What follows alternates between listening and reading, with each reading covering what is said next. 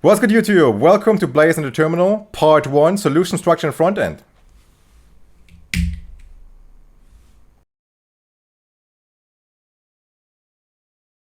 So I'd like you to have a look at my terminal right here, and I have a folder that's called Blazor Demo, and everything we're going to do is going to happen in here. Currently, it's empty. So the first one we're going to do is create a solution file, okay? So we go .NET new solution with the format solution, and this is going to be important later, but never mind right now, and goes by the name Blazor Demo. And of course, we're going to use that thing with git. So I do git init and .NET new git ignore. So we have not checked in the build objects.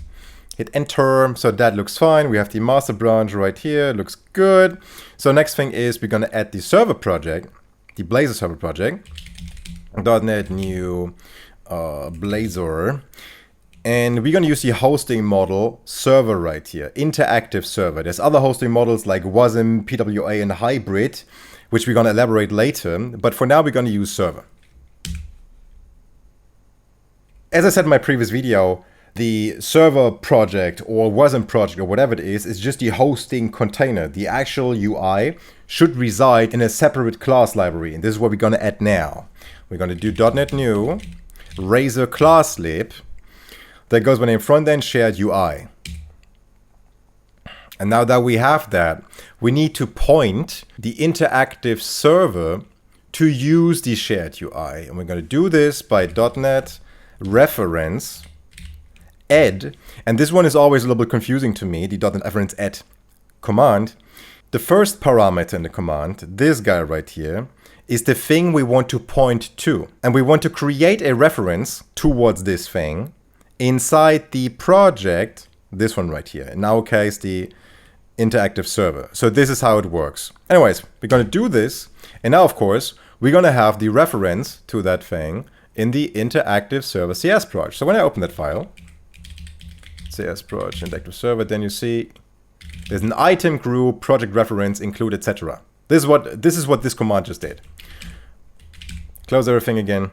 And now we put all the CS projects inside the directory. That's cool, but they are not yet regarded by the solution yet. Okay, so when I do a cut Blazor demo, then you see it's pretty much empty here. There's nothing inside. So we have to add the projects we just created to the solution file. And the way to do this is .NET solution add asterisk asterisk. We look for anything that looks like a project.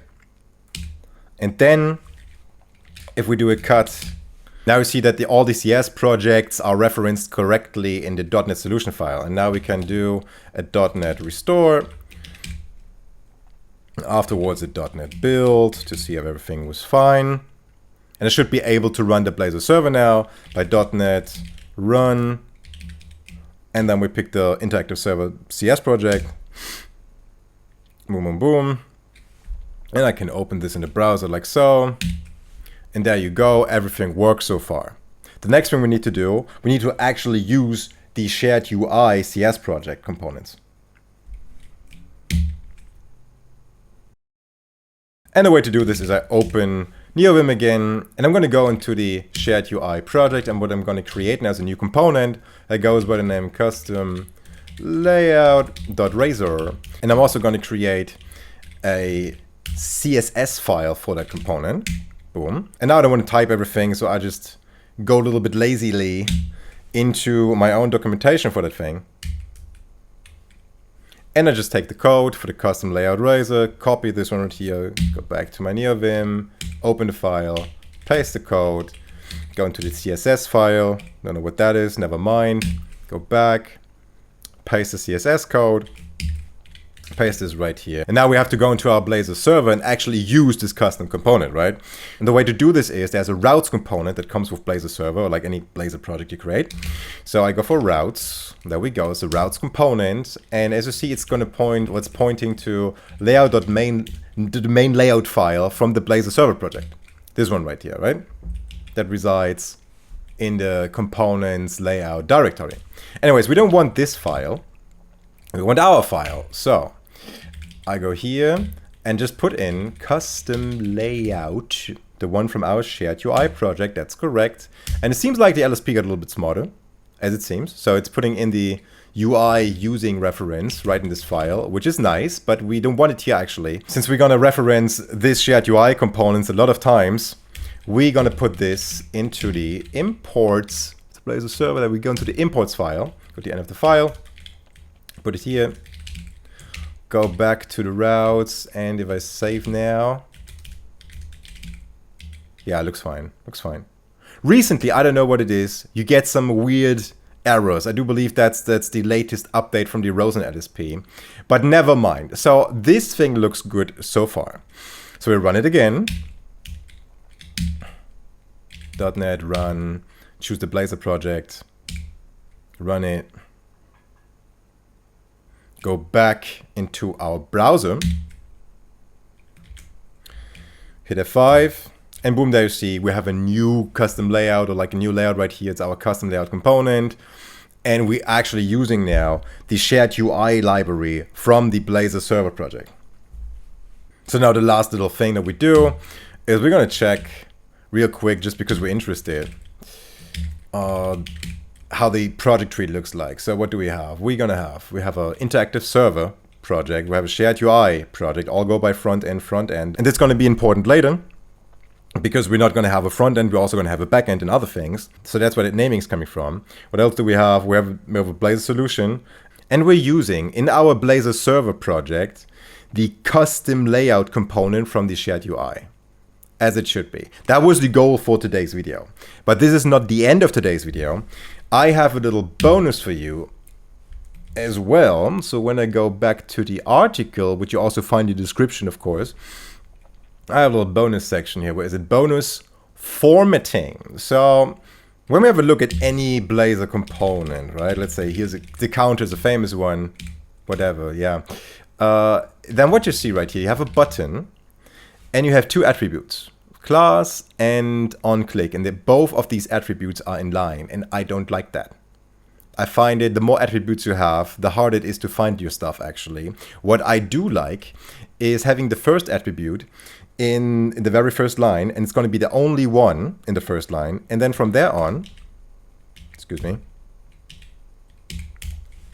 you have the other attributes formatted something like this, vertically, nice vertical layout. And this is exactly, just revert this one, boom, boom, boom. This is exactly what this editor config is doing. So you have normal indentation, whatever, max line length, it's a personal taste, whatever. And the interesting part here is the resharper HTML attribute style, attribute indent, space before self-closing, all the stuff. There's also some other formatting options for normal C# files, like place attribute on same line, loop-de-doop-de-doop-de-doo. This is just how I prefer it. Anyways, this is the stuff I find interesting. And in order to make this work, like C# here will not regard this doing formatting. As you see, here's resharper. So that is a JetBrains field. So you need the JetBrains resharper CLI to actually apply these formatting rules. And we can install this with .NET tool install -G for global. I use global, you can use it on project level as well. JetBrains resharper global tools. With this line here, you can install the resharper CLI. I did this already, so I jump to the next line, which is JB for JetBrains, I believe. Clean up code, and then you use your solution. But before we can execute this line, actually, we have to have an editor config in place. So I copy the code, go back onto my solution level. Here we go. And create a file that is called editorconfig.